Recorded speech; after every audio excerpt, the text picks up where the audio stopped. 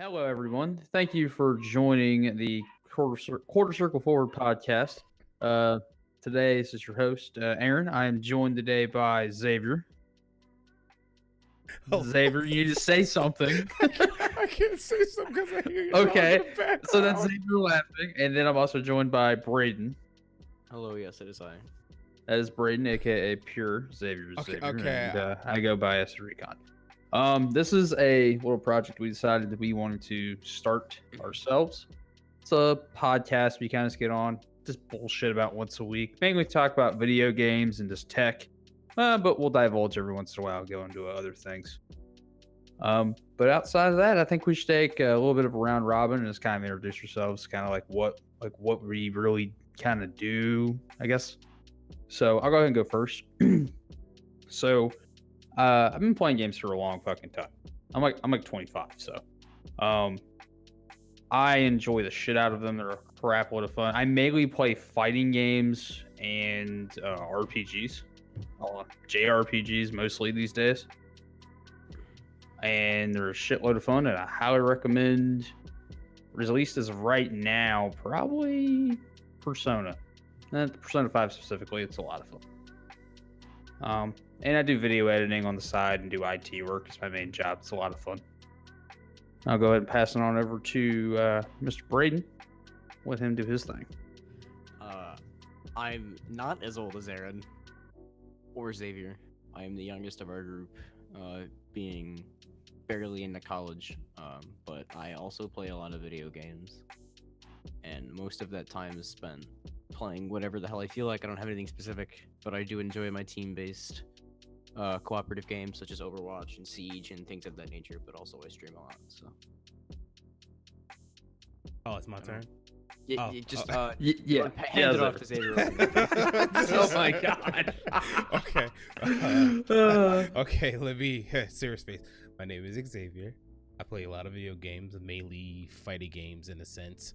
I will most likely play anything, none unless you're a game called Too Human.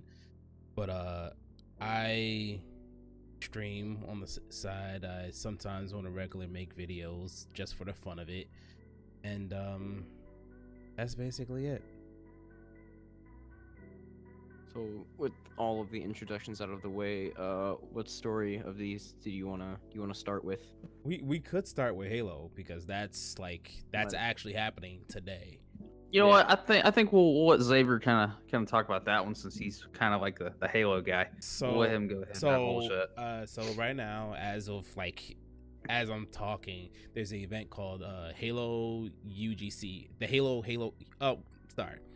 Classic, hosted by UGC in St. Louis, and with the whole background of Halo 5 being done now, Bungie, not Bungie, but 343 were thinking of ways to bring back and keep the community going and everything. So right now they're having a 4v4 and a free-for-all tournament in St. Louis with a prize pool total of 35,000. 30,000 goes to 4v4 and 5,000 goes to the free-for-all. It's a total of 128 teams, and there are some notable teams if anybody likes Halo or anything like that. You have Tox, which is actually the team that won the last Halo 5 event with they got Lethal and Snakebite. That's the only two that are there with two new players. Well, not two, but most recently that been playing since Halo and stuff like that. You got Status Quo, which is an OG Halo 2 team. You got Reciprocity, which is a new team also, and you got Elevate, which is also in the long lines of the Halo scene.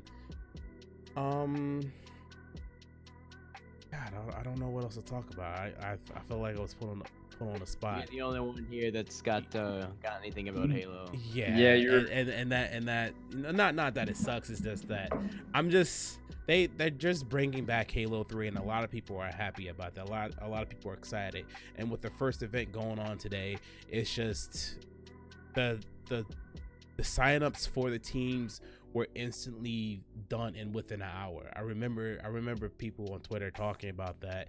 It just basically the Halo scene has been revived in a sense, and in a sense of this being basically one of the better games in this series.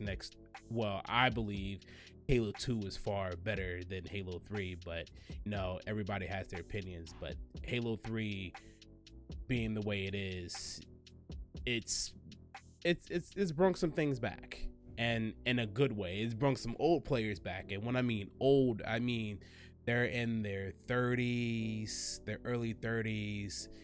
Some people that I haven't heard about in such a long time, and I'm a little bit excited just for this event as a whole. And it also goes along the lines of with 343 and their grassroots system and stuff like that, which I think is pretty cool also. Yeah, and I mean, the upside to this tournament being a thing too is like, because of them seeing that popularity, I mean, people have been requesting, like, for how they did the Halo 2 anniversary, and when Halo 3's anniversary came around, people were like, oh, they're gonna do like a Halo 3 remaster, right? No, they did not. But at least we were given the new trailer for Halo Infinite, I think, at E3 this year. So I imagine, depending on how well the tournament is, either A, have something planned for the end of the tournament, like a reveal. Oh no, I hope so. But this is like, what I meant to talk about is when they had the last Halo 5 event. I'm sorry.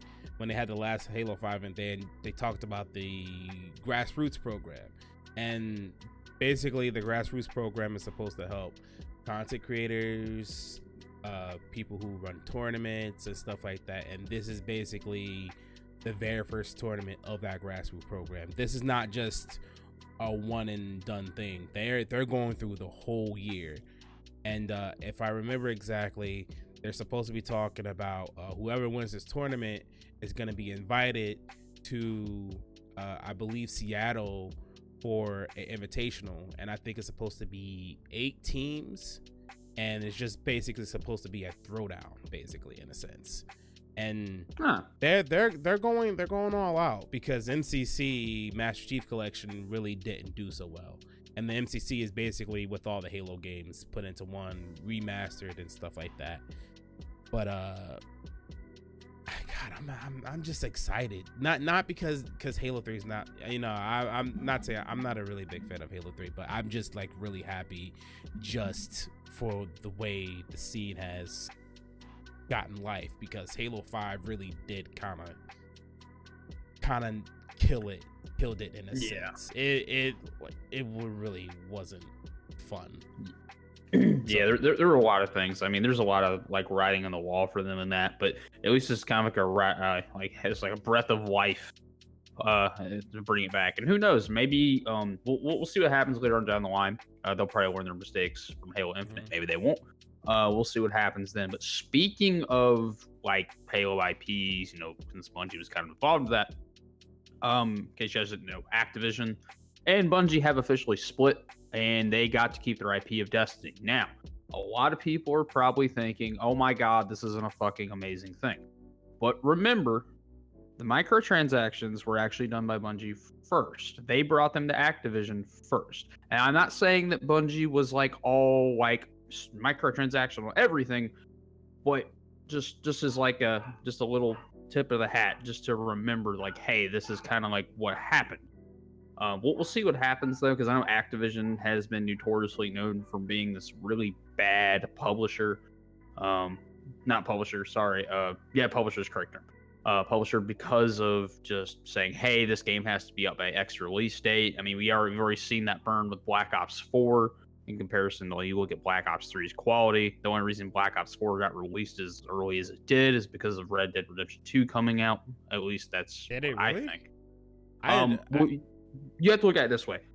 If Black Ops 4 would have released after Red Dead Redemption 2, it would have not gotten nowhere near the amount of sales, because of the fact that pretty much anytime Rockstar launches anything, that's Rockstar space. You don't do anything Rockstar announces a game for release. That is Rockstar space. You don't fucking touch Rockstar space. You don't, because they have such a dedicated fan base. But know that those games sell so well mainly because they know what they're doing. I mean, it's like the same thing with like why they pushed the release date for Battlefield 5 back so far. They didn't want to compete with Call of Duty for their sales. I mean, and if you even notice the same thing with like Titanfall 2 and Battlefield 1. Both of those games got released within a week. The issue is that EA wanted to beat out Call of Duty as hard as they could. So their logic was release Battlefield 1, 3 days later, release Titanfall 2, and then Call of Duty comes out that Friday or whatever it was. And it was basically or that Tuesday or whatever. I think Call of Duty's always come out on a Tuesday for some goddamn reason. Except for this one. This one I think came out on a Friday. But the thing about Call of Duty is every year it comes out. At least with these games, they actually take their time. And I'm not saying Black Ops is fun because this is actually the first time that I spent money buying a Call of Duty game. Now, again, my issue with Call of Duty is I enjoy. More often than not, I will buy it for the side modes in the campaign over the multiplayer. Especially with Black Ops 4 recently, where their monetization model has been, fuck you, give us money. And it's just been absolute, like, they've just shown such a clear, we don't give a shit, give us your money with this game. It's amazing. Like, the subreddit used to be a positive place, and like, oh yeah, like, look at all these things Treyarch did right. Then the review period ended. Then the microtransactions came in, and there was I don't know if you guys know who Skill Up is. I think he's Australian. I've heard of it. And he did a really like positive Call of Duty Black Ops 4 review. He's praising. He's like, look at this game. The microtransactions aren't too heavy. It's really well developed.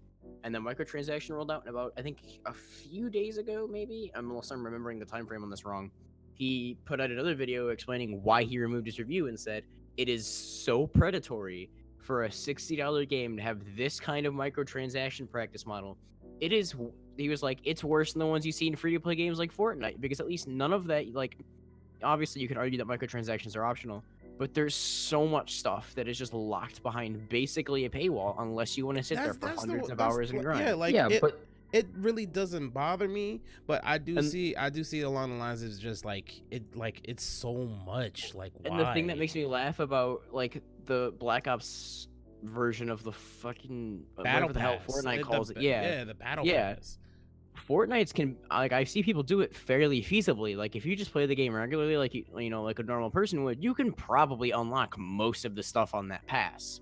Call of Duty's is half as long, and 100. 90% of it, yeah, it's 100 as opposed to, I think the Battle Pass is at 200. I think I haven't played the game in a while. But you have to think about too.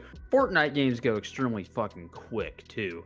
One of the things that I also kind of run into a problem with Call of Duty Black Ops 4, especially if you look at those microtransactions. So like Fortnite is a free to play game. You're only buying, what is it, skins and You're only emotes? buying skins and emotes, okay? And that's fine. You didn't pay money for the actual product. You downloaded the game, you're playing it for free, you're unlocking things as you play. Yeah, and you're like, I want to support this, I want to support this, and I want this because it's cool. Whatever, that's fine. At the end of your decision, I personally don't really care all that much. Okay, it's to buy into that, but whatever, that's your thing. But then I'm not going to pretend there aren't free-to-play games that I haven't supported because I've enjoyed them, such as Team Fortress 2 or other MMOs that I have played. But shit, there's one thing that actually pisses me off about the Battle Pass for Black Ops 4. Besides it being in the game? No, it's not just that. I don't like. It allows me to play the game and unlock stuff. When you is it the part where they lock the new guns behind like 100 tiers? Yes. So and the thing is if that pass resets, you're screwed. You have the last time I checked, hey, users. I had 65 days. I had 65. You have 65 days to basically get to level 100 to unlock the guns. So the one gun I want is literally at the end of the tier 100. Yep. It's an assault rifle. It's that new SWAT or whatever. The SWAT it was hilarious. In a freaking review with them, they stated they would not do that shit. But here's the thing. It pisses me off. No, they stated they wouldn't hide it behind loot boxes. That's not a loot box area. Because Black Ops 3's new weapons were entirely random, and you more than likely were not going to unlock them naturally. You basically had to shell out money for those loot boxes. Look at it from this direction, though. I will say this: while even Black Ops 3 is pretty shitty at how they did that, at least I could have a chance at earning them just by playing the game. Oh, and to point out the loot box items in Black Ops 3 are a shitload better quality than Black Ops 4's microtransactional shit. Face paints and literally palette swaps. Okay, You know I what? didn't know I was playing a damn MOBA where literally half the skins are fucking palette swaps and the premium skins are like $10 a piece. I would rather have if there was like any possible way, because I really do like some of the skins in this game, is the reactive camos. And I'm kind of happy I got one of the reactive camos before the holiday event ended. I could be wrong, but it was really Yeah, I totally get it. I totally get what you mean, man. But we'll see what happens with Bungie and Activision. Activision's going to do its thing with Sekiro, so we'll see what happens there. Wait, hold up. Not to cut you off. I'm sorry, but there was something I wanted to say. We was talking about the deal, the microtransactions in Destiny. Yeah, that was introduced in year 2 of Destiny 1. Yeah, I remember that so well because I remember them giving us free silver. Yeah, I remember that shit came out. I was like, this is where this game goes downhill. Now, and this is one of the problems that has happened with me with Destiny time and time again. If you buy the game after everything is out, it is a great experience. If you buy the game from day one onward, that mistake you are getting wrecked. It's the same thing with Destiny 2. Because me and Braden played Forsaken together. I still never finished it. I couldn't even finish it. I got to like the final part of it and went, okay, so what's the point of me doing this? I'm not having fun. But I'm hoping, at least with Bungie being away from Activision, they can get with a publisher. CD Projekt Red, cough, please. They're They're not. Shush. Project Red Shush. is not, Shush. They're not even a publisher. They're a developer. Yeah, I know. I don't care. They're not gonna I don't care. change. Well, okay. As a matter of fact, didn't Bandai publish Witcher 3? Did they? No. CD Projekt Red, I think, did it themselves. Yeah, they developed and published their own game. Published themselves. Well, so anyway, I hope that Bungie will try I mean, I know I'm to gonna sound learn. really stupid, but I swear to God, Bandai was involved. Unless I'm just thinking Soul Calibur again. No. You I might. might just be thinking Soul Calibur. Yeah. Oh, are you thinking it because he was added into the Soul Calibur series? Yeah, probably. So I was like, what was that game published? No, I thought they self-published, but I wasn't sure. The developers and the developers were CD Projekt Red, and the they publisher published was it. CD Projekt. But Yeah. I saw as much. Sorry. no. So I played Destiny 1 the 3 years it came out, and they done a lot of dumb things, and they learned from it, and they fixed it and stuff like that. And then Destiny 2 came out, and they decided to say, you know what, everything we learned, we're just going to forget. I feel like I understand, learning, trying new things works. Like not too long ago, Niobe Labs and what? Sorry, Oh. I just realized my buddy Todd's actually in the chat. Sorry, Todd. Niobe Labs just came out recently. It was a puzzle, and it's one of the most annoying puzzles in Destiny, basically, where they said, you know what, we see this is too difficult. We're going to open Niobe Labs. It was basically for the Black Armory They gave DLC. them 24 hours, and everyone was bitching and like, you know what? Yeah, but you know what the thing is? Everybody in the community wanted difficult content. This is what they wanted, and they gave it to us. Some of it was like ridiculous, I guess. Yeah, but, it's really although from what I it's understood really from what I read, ridiculous. is it's like a sequence of stuff. It's one more person than a had to do it. sequence of stuff. The entire group could have come together. Well, yeah, I guess. That makes Oh sense. my God, Braden! Again, it was I'm not so. involved enough in that. I'm telling you right now, me and my friends tried it. It's so aggravating. It's so aggravating. Like, is it that bad? yes, it's that. I wouldn't say it's that bad because I enjoyed it. I enjoyed it being difficult, but I felt like Bungie could have, been like, hey, here's a hint. Maybe you need to try this. Maybe try that. They didn't do that. We got to, we don't know how many stages there are. There's a total of 7 stages right now. So one of the stages, and we were stuck on stage 6. Somebody decided to say, hey, maybe we need to all get on a symbol and shoot this thing here. That worked. It's Alrighty then. Yeah. it was so aggravating seeing people actually see that, and you can just hear people on stream saying people are dumb, and I actually do agree. We were dumb. We like, how did we honestly how did we happen to just say, you know, that may work? But like along the lines of, I feel like Destiny, like Bungie learned. You want to talk about cryptic shit that no one knows how the fuck to figure out for a while? Go play a fucking zombies Easter egg from fucking Call of Duty, and then tell me how cryptic shit. Yeah, is. right. But to so somebody else could talk. I feel like Bungie did learn. They released Destiny 2. They basically they threw everything out the window, and they're all back and learning again.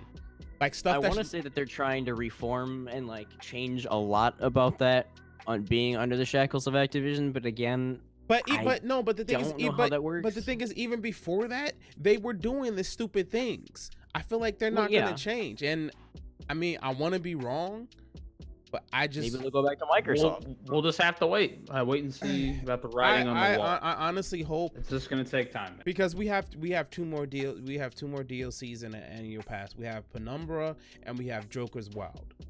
So isn't there's supposed to be another expansion too as well? Really? Those are the two. So first DLC is called Black Armory. The next two is called Penumbra and Joker's Wild. Joker's Wild is next, and then the last. Well, I know that. Well, that's all fucking. That's fucking a season pass for the goddamn expansion. But there's supposed to be like a second expansion, isn't there? There was like a second Forsaken. Really? No. I thought they were supposed to do two expansions. So the expansion is Forsaken, and basically this is basically sub content in Forsaken. Yeah, I know. So, yeah, it's weird. Well, that's what I'm talking about. Didn't they say they were supposed to make a second expansion at some point? I thought there were supposed to be two. There is two. The two that I just named, Penumbra and Joker's Wild. Well, isn't that all like a sub part of Forsaken? Of the annual pass. It specifically of that pass. It's a weird fucking system. Yeah, I don't think personally makes much sense. But I don't. But okay. I will say this. In wider news, for all you fucking awesome Resident Evil fans out there, yeah, I'm looking at you, Todd. Fucking RE2 remake demo is out. You get half an hour to play that shit. Download it. It's out everywhere. So half an hour. I thought it was 30 minutes. Half an hour. That's 30 minutes. What? Xavier, what? Wait, no, Xavier. Wait, no. Oh my god. No. No. Ignore me. Not okay. Ignore me. And on top of that, yesterday we also got Catherine released on PC. This is like fucking amazing. It's a cool little puzzle game with an actual story. Actually, check that out. I have a fun fact. No, my biggest thing about this Catherine thing, Atlas's first PC game ever is now on Steam. No. Which means, and they came out openly and stated, we would like to put more games on PC as time goes on. Give now, me Persona 3 and Persona 4 Gold. I don't know if they're gonna port old ones or if they're gonna start porting like new ones. Either way, I don't care if they don't port old ones. As long as we get new shit from Atlas on PC, I will be fucking content because I like Atlas. I like what they do. They're a great company. Speaking of Atlas, though, we gotta talk about this because even though it's not on the list. So Persona 5R is a thing. We don't know what it is. You won't know until March. I know, Braden. But listen, hear me out. This will also possibly include the movie that is already out in Japan.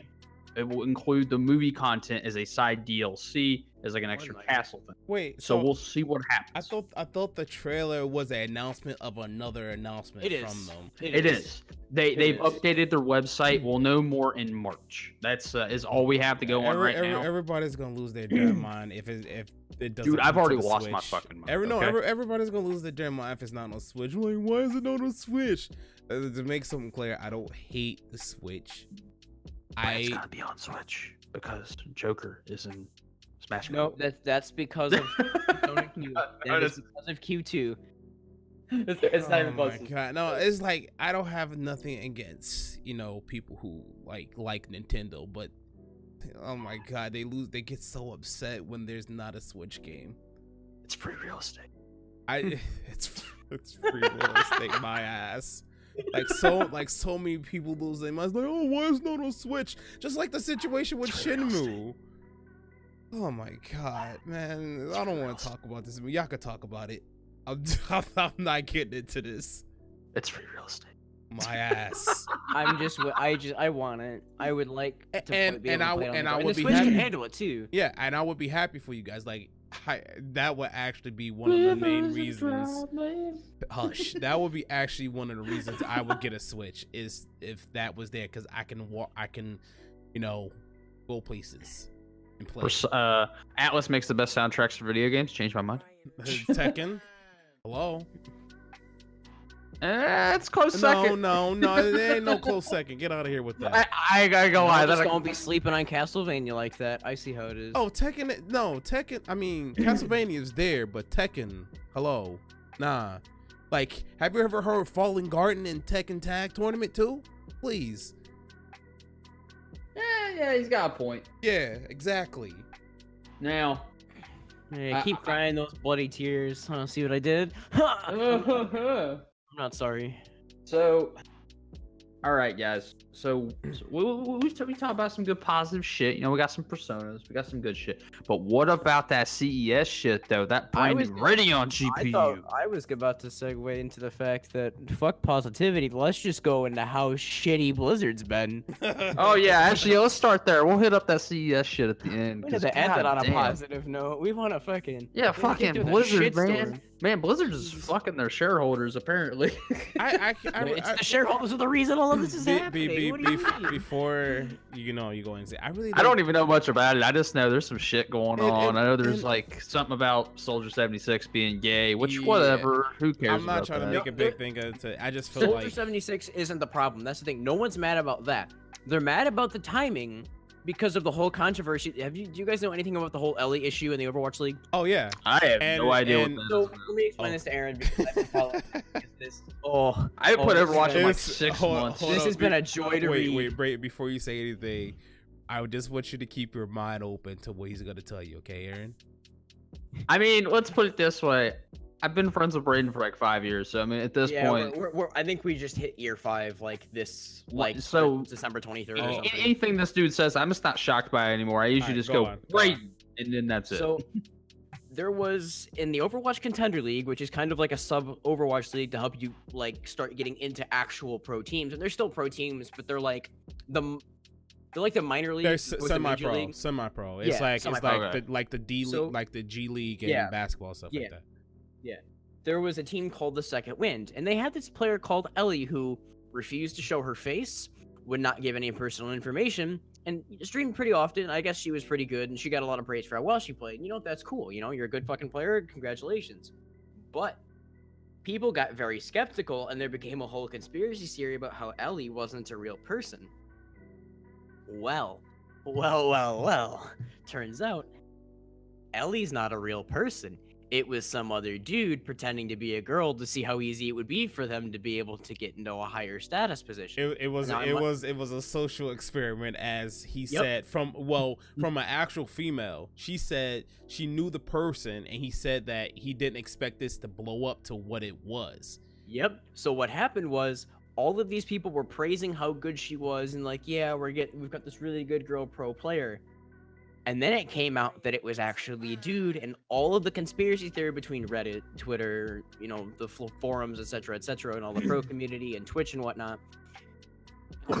Sorry, still got a little bit of a cough. Had for like a month. I think we're all getting that, dude. You're right. And yeah, I know it's horrible. And once this came out, I guess people started to backpedal a little bit on their praise. And so that started a whole new sub-issue. It didn't really get that big, but I did see a few claims. If I still had links to any of the articles, I would, but it was from like a week ago, and I was just scrolling through Reddit, and I saw it. It was, I guess now people are talking about how now that I guess there's just sexism within the Overwatch League and all, like, journalism, and how they're like, so you're backing out on your praise because you found out it was a dude? And not a woman. And so there was a whole issue with that I didn't really dig too deep. I'm like, you know what? I'm not going to dig too deep into that. It's just whatever. People did something stupid and funny, whatever. I'm not going to, It falls into along the lines of that, because it's a girl, that she can't be that good. Like just like what's her name? She plays for the Shanghai Dragons. Yeah, like she's a decent player too. She's a decent player on their team. Yeah, I know you're talking about, because I remember when that was kind of brought up. But they were kind of going into that, and I was like, that's yeah, dumb. but you know how you saw how that turned in when they said, oh, that's when it was said, oh, she's a girl, and a lot of people said, oh no, I don't believe that. I didn't believe that at all. It's like this same thing, but this was a really bad social experiment that blew up in somebody's face. I believe that was the inspiration for everything too. My memory's a little hazy on this because I haven't read the article on this in a few days. Yeah, But it turned into a big shitstorm. And then shortly after this whole thing was starting to really flare up, that's when they came out and showed that Soldier 76 was gay. And that's why everybody's mad. And everyone's saying you're just trying to use this as a deflection from all of the issues that you have within the Overwatch League, because everyone's backpedaling on this guy now. The Overwatch League from the beginning was really weird. Like They're very, very heavily censoring it. Yeah, like the XQC. It started to become situation. GDQ, basically, is what it's turning XQC into. He did come out on some other Twitch podcast thing, and he did state, he was like, I do understand that what I did was bannable. I understand why I got booted out of the Overwatch League, and you know what? That's fine. I'm a streaming personality. I'm not a competitive player.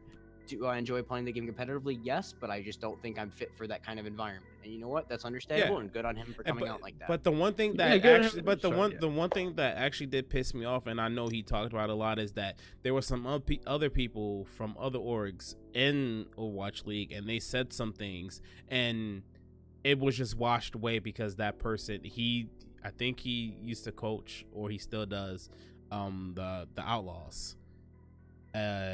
No, he doesn't coach them anymore. Oh, he doesn't. So along the lines of he said something really fucked up, and it was basically all washed away because he donated some money. Yeah. And they basically did it, and then he stepped down. I think they've got a new coach now. But yeah, and then I know there was a whole issue between XQC and Muma where XQC called him gay. And Muma called him back with something. He said. I remember that. And even Muma came out and was like, I don't know why this was an issue. It was just a joke between the two of us. But I want to say it was like instant regret. But XQC noticed when he said something about something, and he slowly realized, he was like, that's actually fucked up what I just said. But like both of them knew, and he apologized, and Muma was like, I don't care, dude. Like, I just assumed we were going back and forth with jokes. So yeah, but back to that anyway. It is what it is. Things happen. And... But like back onto what we were talking about the Ellie situation, it just felt like this really blew up in people's faces because no girl can be better than any dude. Yeah, I think the reason that after all of that, that's when they came out and said Soldier's gay. That's what everyone's mad about. It's just like some weird timing, and like I said, I don't. I'm trying, because I do enjoy the game, and I do enjoy whenever they come out with anything. I gave them the benefit of the doubt and said, you know what? Maybe it's just really poor timing on their part. Yeah, because it really is. I can tell you right now, I don't believe they would have had time to have written all of that, get it drawn and color. Well, that was a short story though, so maybe not. But I don't think they would have had time to push all of that out in such a short time. I mean, you kind of already look at their track record for bad timing, right? Back during BlizzCon, we all know the meme at this point, right? Let's be real. For Diablo, they had Diablo 4 ready and primed to go at the conference. The thing that opened up about this that I heard when the Superfast Funcast is still Superfast Funcast and not Castle Super Beast was that, as it turns out, Activision might have had a hand in telling them, no, you're not ready to show that. But I also know that some of the developers are worried because they're like, we don't want another Diablo 3 where we're nervous that we're going to end up scrapping that. Because Diablo 4 has been restarted, I think they said like 3 times. Or is that Diablo 3? Yeah, no, Diablo 3 was basically, if you think about even during when it was out, it was restarted basically multiple times because at launch you had the auction house, which made it almost impossible to fucking do anything. That got changed quick. That got changed so fast. Then eventually they added in seasons for PC, And then they started slowly adding in more ways, like more builds, more items, more things to do, stuff like that. And then they finally added in Reaper of Souls, and then that's pretty much like when Reaper of Souls was launched, like right before it came out, is when Diablo 3 was in its prime because it was out on every system. It was fucking doing really well. And then they're like, fuck it, Reaper of Souls. This is the finished product. And then they still made content for the game because of what's just mainly because of everything that's been happening. Like they showed that, okay, people still care about Diablo. Mhm. To see what's going on. Oh man, looks like I'm getting a raid going on here in my stream. But I never really cared about that game, in all honesty. Diablo's always been this kind of game for me where it's like I get home from work, I'm stressed out, I'm gonna kill a shitload of demons and angels, and I'm gonna spin to win. I guess from like a single player standpoint, I never really enjoyed it, but with a group of people, I did enjoy it. That's for me. Like like and I don't know if I could probably be the only one, but Reaper Souls put like a bad taste in my mouth. Because I didn't play much of Diablo 3. I bought it and got pushed through the beginning of it so hard, never really got to sit down and genuinely play it. So I might have to do that at some point. it was, and I'll tell you what, I got you, Braden. this is more on you guys' side. It's just that I feel like that, you know, I really didn't enjoy that content as much. That's just my personal opinion. It was fun for a bit, but that was mainly it. Yeah. That was kind of my Destiny experience. It was like, you know what? I enjoyed the gameplay. It was cool for a while, and now I'm just like, okay, what do I do now? But you know what? It's no big deal. I'm not gonna trash on the game because I'm not gonna sit here and act like I didn't enjoy it because I did actually thoroughly enjoy it. You can trash on it. You can easily trash it. I've been doing it for 4 years. Yeah, well, I know. I mean, I still enjoy it. I just there's a lot of stuff about the game that I'm just What? Come on, boy. What? Don't do that. Do what? I mean, don't. Come on. What? That I've been trashing on it for 4 years? Like I thoroughly. Well, you got a little freaking like participation trophy or some shit behind you. Like I've been trashing on this shit for 4 years. I'm gonna keep it going. No, it's just the fact that like some people who just started playing, they're seeing these mistakes and everything, and it was like, how long has this been going? Hello, somebody who's been playing this for 3 years, like. It takes somebody who hasn't played this game for such a long time and say, hey, why are these things happening? Why I feel like it shouldn't be happening. Yeah. Like, and that's a totally justified thing. That's been happening. That's been happening with a bunch of games here lately. So I mean, it's totally understandable in that regard. And I totally get people that don't like it. You know, that's just not their thing. Like some people don't like JRPGs because of the farming that you have to do. I mean, it's the same aspect. And I have to say it, Osiris was a shit show. The Osiris DLC was a shit show. I honestly, after like the base game, when the DLC came out, I didn't touch the game at all. The only reason why I started playing the game is because somebody gave me the expansion pass. And then, oh my. Before we get too far out of the way, but since it's still related, no, I don't want to talk about it. Osiris is a show. We could before we get too far. Before we get too far, I wanted to make note of the fact that Mike Morhaime, one of the original co-founders of Blizzard, is leaving for good in April. Oof, that's gonna be a little. He was a former president and one of the co-founders of Blizzard Entertainment, and he's leaving in April. Why? He'll probably come out and say something about it if he hasn't already. There'll probably more to come later.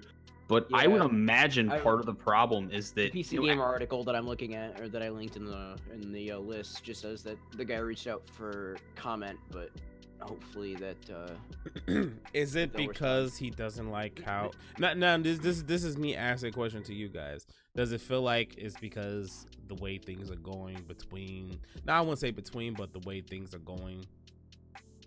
I doubt it. I think a lot of the old Blizzard employees, you know, back from, you know, early WoW and, you know, back in Diablo's heyday, I think a lot of those people are starting to be like, you know what, I don't like the direction this is going, and I think a lot of them are starting to leave because Blizzard has lost a lot of, well, I can't say a lot, but it's definitely lost a decent amount of like high-level employees.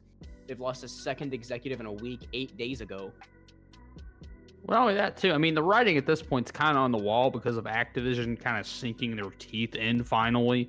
as like the big man in charge behind him. So I could definitely understand from his aspect. I mean, I foresee before too long we'll just see Blizzard just kind of merge in with Activision like a hive mind, and then that'll they're pretty going much be the end I of mean, that. they've basically like Heroes of the Storm fans are pissed. Diablo fans are pissed. Overwatch is getting there slowly. StarCraft 2's left alone though. It's fucking StarCraft. It's like one of the biggest fucking games in the world, whether you acknowledge it or not. It literally they don't have to do Hearthstone anything. players are getting fucking fed up. And those are some patient goddamn players, I will say that. Cool. They put up with a Hearthstone lot of players. shit. They really do. Hearthstone players put up with a lot of shit, and mad props to you guys for still being loyal to the game. I feel like I'm a little bit left Like behind I with that stuff, jumped so I don't after even like touch that 2 game months. anymore. I jumped after 2 months. I was like, I can't do this anymore. I just play with friends. I don't make an effort to play online with other randoms and play all this meta shit and whatnot. But I think Blizzard's starting to slowly they're starting like they're coming down from the hill. They're falling. They're not Speaking of what they were originally. yeah, speaking of shit falling, man, how about freaking that curveball coming out of left field? Epic Games basically just throwing dollar bills at Ubisoft and being like, that- "Yo, They we pulling that Steam game. They have like a lasso and a rope. They like threw that shit. They pulled it. And they're like, here you go. I really do feel like a lot of this comes from along the lines of they get more kickback from Oh yeah. And from what I've been seeing From a and business everything like that. sense, I understand. I'm not going to shame Ubisoft because they do make more money per purchase from that. Yeah. But I don't like that Epic's business tactics have been, fuck you, this is ours, shut the fuck up, buy it on our platform. Oh yeah, but That's I mean, basically how they're handling everything, and it's making me less and less inclined to buy anything from their company. but look at all these other clients and stuff like that. I really do think it's along the lines of that. A lot of people just hate Epic, mainly for the fact because of Fortnite. Yeah, I don't think hate it's kind of the the general like- consensus for most people. I say this to everyone. Fortnite's the new fucking Minecraft. Everyone hates it because it's populated by everybody now. As soon as that all dies down, it will be okay again. It's exactly what happened the to crazy thing Minecraft. is, some people are very ill-informed. They're just like, "Oh my god, I can't believe you're going to Epic Games. They make kiddie games." Besides, some of these people don't even know that they made. Do you guys know who made Unreal Tournament? Exactly. Do you guys know who made one of the? I guess you could say one of the most loved series is Gears of War, and stuff like that. But I feel like they have to. I don't want to say step on people's toes and stuff like that, but I feel like they gotta make some waves, and this is one of their waves, and one of their biggest waves saying, "Hey, you as a developer, you will get the most money by going on our platform exclusively." It's a good thing that this is happening, though. They could go about it a different way. I kind of agree with Braden on that. But because of this, it's competitiveness, and we need that more in this market. Yeah, Steam has kind of held this for way too long, and I've even noticed over the past couple years, Steam sales and stuff they do every year, they've been getting worse and worse. That's on Valve's behalf, though. At this point, Valve is more of a marketplace front for Steam than anything. They're more of a software licensing company more so than just a game development. Okay, so let's do this. How can they do this without making people upset at all?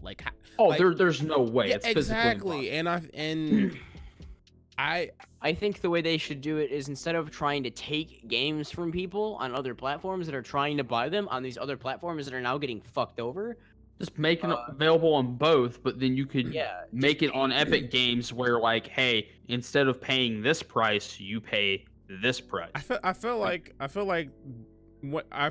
put it on the table. They say, hey, you come to our client, you get the most kickback.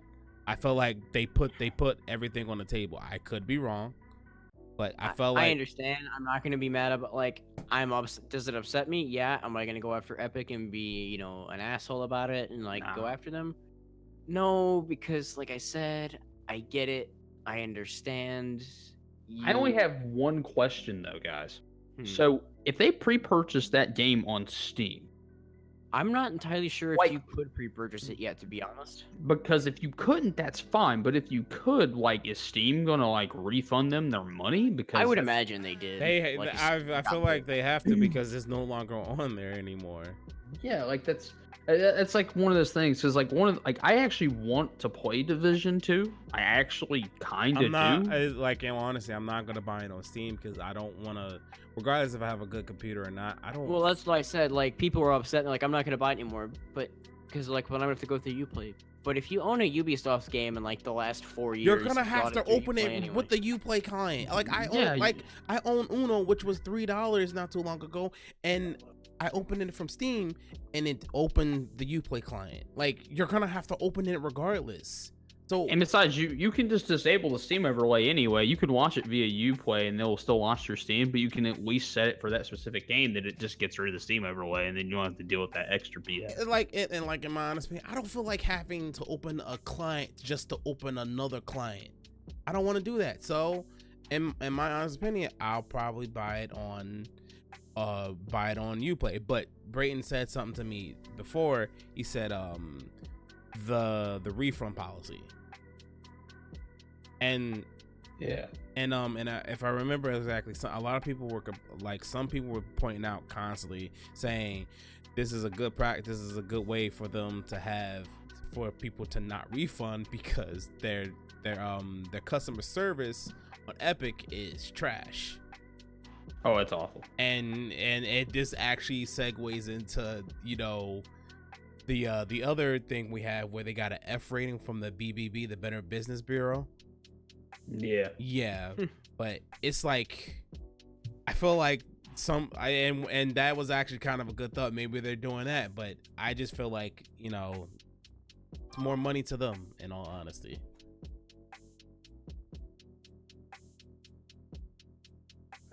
Epic and in general, they've got it's a very, very love-hate relationship with their company from everybody. Oh heck yeah! It's for the people that have fun with the games that they have and everything. It's great, but then when someone does get burned, that's something that is felt. But I gotta say, guys, it's been crazy. All the shit that's already been happening. It's hard to believe that it's only the second week in 2019. And All it's the just shit's- nothing but just shit everywhere. Yeah, You get a but pile of guys, shit, you get a pile it's of been shit. bad. Oh, But hey, what hasn't been a pile of shit? We getting that Kingdom Hearts 3 very soon. It's very right around. soon. What? That is Game for a not while. very around the corner. That's literally 2 weeks from now, man. But here's 2 the weeks, upside. 2 So, weeks and a half. Kingdom Hearts 3 is coming out, right? So in order to avoid spoilers for the game, the actual ending and the secret ending Gets will patched not. like a week later. Yeah, it'll be patched in a later? week later. Which, let's be real, Hold up. I don't think you're gonna be able to fucking beat Kingdom Hearts, at least that fast. I doubt it because knowing how they do shit. There's gonna be people there that are gonna want to get footage on YouTube to build their channel, whatever. Now, I don't know if you guys watch like speedruns and stuff. I think his name is Bloody Biscuits or whatever. I've never heard of them. Never heard of him either. He's a really well-known Kingdom Hearts speedrunner. He speedruns Kingdom Hearts 2 a lot, and guys, I actually enjoy watching him do the speedruns. I wonder if they're actually doing that GDQ this year. I'm not sure, but he's pretty well known with rushing things. So I'm really intrigued if somebody's gonna beat it in a really quick period. But with just being Kingdom Hearts, I feel like the people are gonna take the. I know I'm gonna take my time. I know that for sure. It's just It will be I think it'll be a game that. I mean, I've been waiting for this game for a long ass time. I still haven't played any of it, but I've owned the collection on fucking PS4 for almost half a year. All right, dog. You know what we're doing? Like right after this, right? I'm going in to go back to play more Red Dead. I kind of want to tell you no, but we'll deal with that later. so Kingdom so- Hearts 2 came out December 22nd, 2005. Yes. 14 years later. I'm now 30. Let's put it this way. We're 16. The day that game, the day, I'm not gonna lie, when that game came out and I played it, and I mean, I didn't have a memory card in my PS2 at the time. Okay, my PS2 was on for like 3 weeks straight because I was not turning that bitch off. Kingdom And Hearts. still- Nintendo console. Kingdom Hearts came out September 2nd, 2002. You know what's funny? I didn't play. I didn't end up playing Kingdom Hearts 1 until like I think about a little bit after I've already played 2. I just now got this clicked in my head because you guys were talking about Kingdom Hearts. That one of the bigger story arcs is a fucking shitty mobile game. Yes, but however, the mobile game's been canceled. They did put the entire game in a war movie as a back cover. We'll have to talk about this on another podcast because Kingdom Hearts lore is more convoluted than fucking Metal Gear lore. I will fight you on that one. Metal Gear Solid is really weird. I don't know about that, son. It depends on how far you want to go because I don't consider convoluted for just spread all over the place. I don't consider a few games in the Metal Gear franchise. I don't think some of them are even technically canon. A lot. I think they all are to some degree. They all are. I think They've all Rising. got, like, I think genuine Rising Revengeance is like the only one where it's kind of like. Revengeance Is Revengeance actually canon? I thought that one wasn't canon. No, they talk about the end of the Patriots and how all of these companies that you're going after are I guess rising from the ashes of the Patriots. Yeah. Okay. So the way it's like it's really weird because they basically clone and everything, which is actually not the real boss or whatever, it's Solid Snake or whatever. Well, we know that 4 clones of Big Boss because it's Liquid, Solid Snake, and Solidus, Yeah. Solidus, and Liquid. So it's that whole thing's kind of cool. Well, if you don't prefer to call him Solid, you could just call him John. Yeah, you could do that too. I by the way, watch the speed run of Metal Gear 2. That shit was badass. Yeah, GDQ, it was cool. They might stream it soon if they haven't already. They already have. GDQ It's going awesome. on right now. They streamed it yesterday. Yeah, but Okay. it's just the only like storyline I could think that's really confusing is the Tekken series.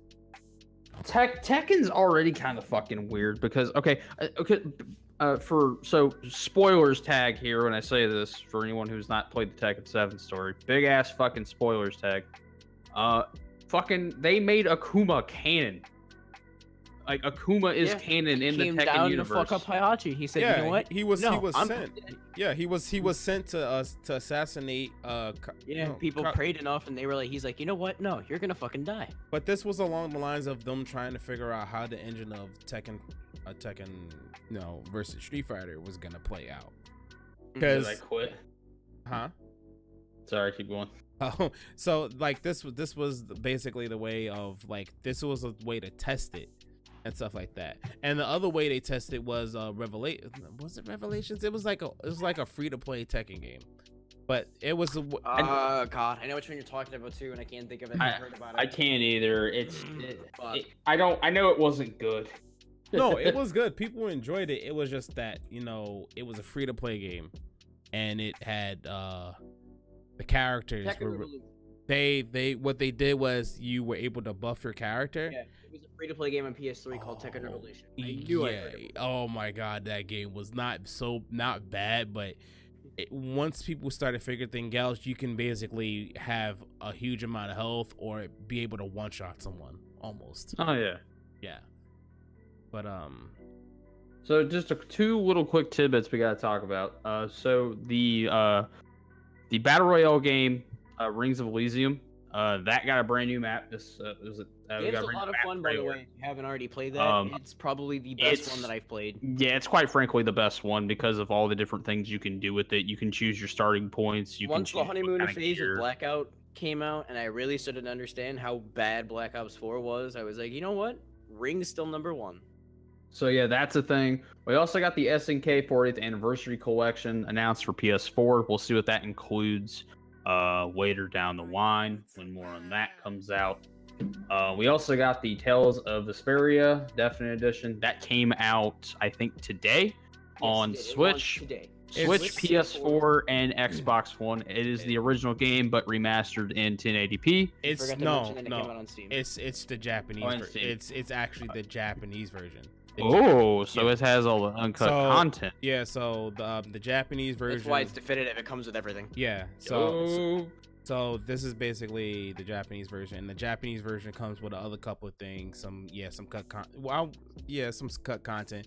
But one of the main things that it come with is Flynn. It's one of the main protagonists' friends. And a lot of people were upset about that he wasn't added into the original game, but that was only the Japanese version. So you get to play as someone. He comes onto your team and stuff like that. Yeah.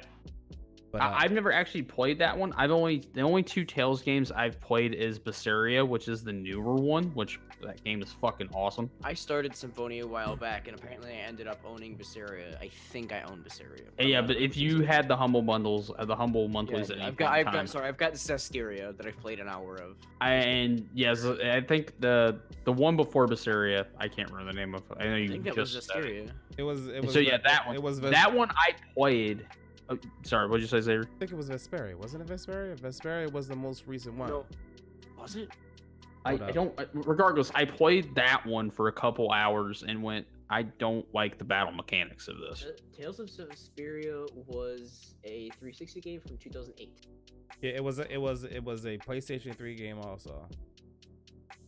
Yeah. And is it backwards compatible? No, Zestiria is from fucking 2015. Yeah, Berseria is the newest one. My bad. So Zestiria would have come out more recently. So Zestiria was a PS4 game from 2015. So was it Tales of Vesperia, then Berseria, or to Zestiria? No, Vesperia, then Zestiria, then Berseria. Okay. Wow, it sounds like they're all the same name, guys. Because Berseria came out a year after Zestiria. And I think, isn't Symphonia the first one with Lloyd? It's the GameCube version, yes. Yes, Yeah. Symphonia. And that was the one where it had co-op, where you can plug in another controller and you and your friend can play the game. Yeah. Tales of Symphonia with Lloyd Irving, 2004. Or 2004. Yeah, 2004. Yep. All right, guys. I think we're about at the top of the hour or a little over. I wasn't really going for anything specific like. Oh yeah, Oh, we are. time-wise, We're 59 minutes in. All right, so I think we will adjourn here. But the last two things before we get ready to go, CES was this week. We got the new AMD Radeon chip. It was pretty cool. And it looks like AMD is going to be actually being competitive. They're going to be competitive in the market. RTX.